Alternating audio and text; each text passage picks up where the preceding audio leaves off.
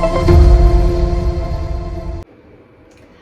friends, welcome to Annam's Recipes.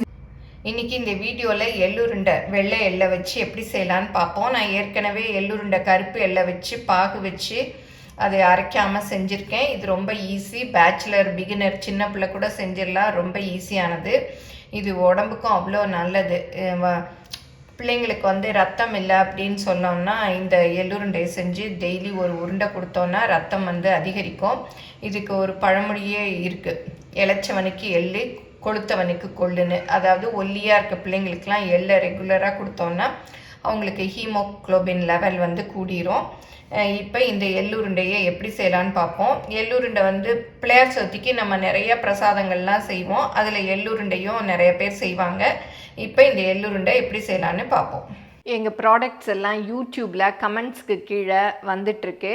அதில் போய் click பண்ணிங்கன்னா அதோட ரேட்டு டீட்டெயில்ஸ் எல்லாமே இருக்கும். அதை கிளிக் பண்ணி நீங்கள் வேணுங்கிற பொருளை ஆர்டர் பண்ணி வாங்கிக்கலாம். இப்போ எள்ளுருண்டைக்கு தேவையான பொருள் என்னென்னு பார்த்துடலாம். இந்த 3 பொருள் தாங்க. நிறைய பேர் வீடியோவை ஃபுல்லும் பார்க்காம இன்க்ரீடியன்ட்ஸ் எவ்வளோ அளவு எவ்வளோலாம் கேட்குறீங்க. நான் எல்லா வீடியோலையும் எல்லா அளவுகளையும் கரெக்டாக சொல்லிடுவேன். கொஞ்சம் ஸ்கிப் பண்ணாமல் பார்த்தீங்கன்னா புரியும். ஏன்னா எனக்கு டைப் பண்ணி ஒவ்வொருத்தருக்கும் டைப் பண்ண முடியல. இப்போ இந்த எள்ளுருண்டை பாரம்பரிய முறைப்படி எப்படி செய்வாங்களோ அந்த மெத்தடில் தான் செய்ய போகிறேன். அந்த காலத்தில் சிம்பிளாக இப்படி தான் எள்ளுருண்டை செய்வாங்க. அது கருப்பு எள் எடுத்துக்குவாங்க.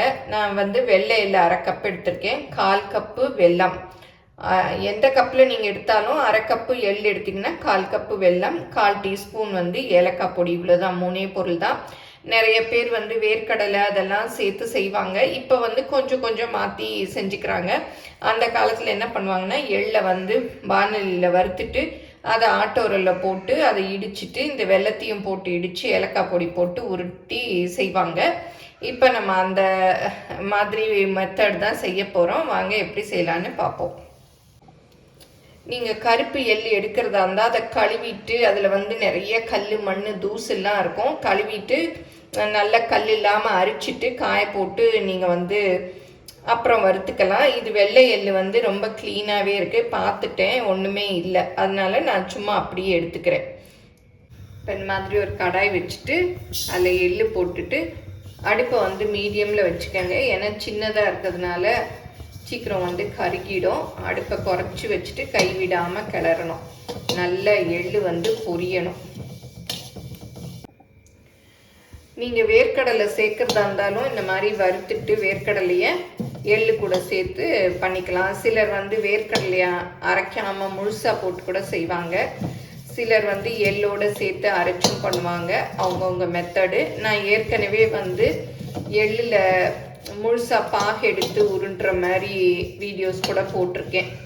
பாகு எடுத்து கருப்பு எள்ளில், அது வேணும்னாலும் பார்த்துக்கங்க. நான் அதோட லிங்க் எல்லாம் கீழே டிஸ்கிரிப்ஷனில் கொடுக்குறேன்.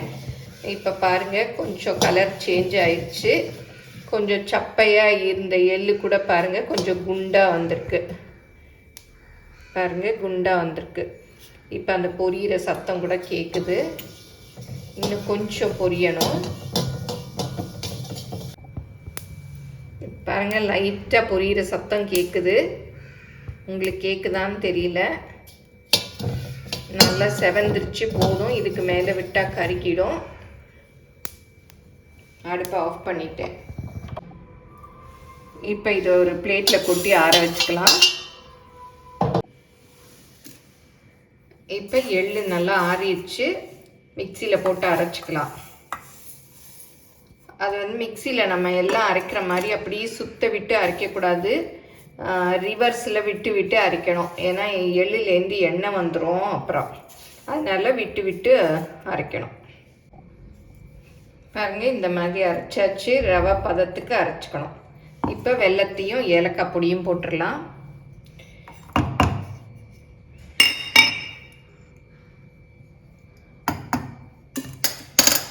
இப்போவும் விட்டு விட்டு தான் அரைக்கணும். அப்படி நம்ம சட்னிலாம் அரைக்கிற மாதிரி அப்படி ஃபுல்லும் ஓட்டிடக்கூடாது. அப்புறம் ரொம்ப அப்படி எண்ணெய் அப்படி மிக்சியில் பிடிச்சிக்கும். இப்போ பாருங்கள், அரைச்சாச்சு. இன்னும் கொஞ்சம் விட்டால் அப்படி எண்ணெய் மாதிரி வந்துடும்.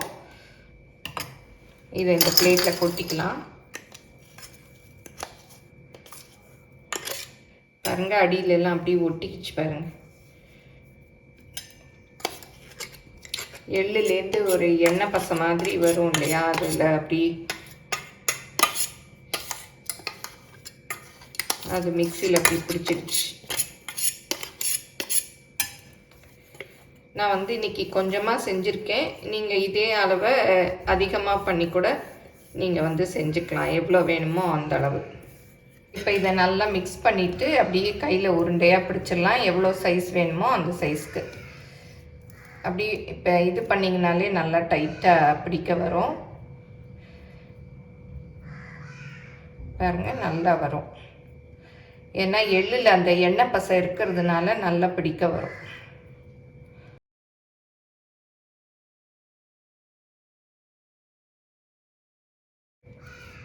இதே மாதிரி எல்லா உருண்டையும் பிடிச்சிக்கலாம். நல்லா டைட்டாக பிடிச்சிக்கோங்க, இல்லாட்டா அப்புறம் நம்ம எடுத்து வைக்கிறச்சு அப்படியே அமுங்கினா உடஞ்சிரும். அதனால் நல்லா பிடிக்கிறச்சே டைட்டாக பிடிச்சிக்கணும். நல்லா ரவுண்டாக வரணுன்னா இந்த மாதிரி அப்படி பண்ணிங்கன்னா நல்லா ரவுண்டாக வரும். ஃபஸ்ட்டு டைட்டாக அமுக்கிக்கங்க, அப்புறம் வந்து இந்த மாதிரி பண்ணோன்னா நல்லா ரவுண்டாக வரும். இந்த உருண்டையோட கலரும் தட்டோட கலரும் ஒரே மாதிரி இருக்குது, தெரியல. இதில் வச்சா உங்களுக்கு எவ்வளோ சைஸ் இருக்குன்னு தெரியும்.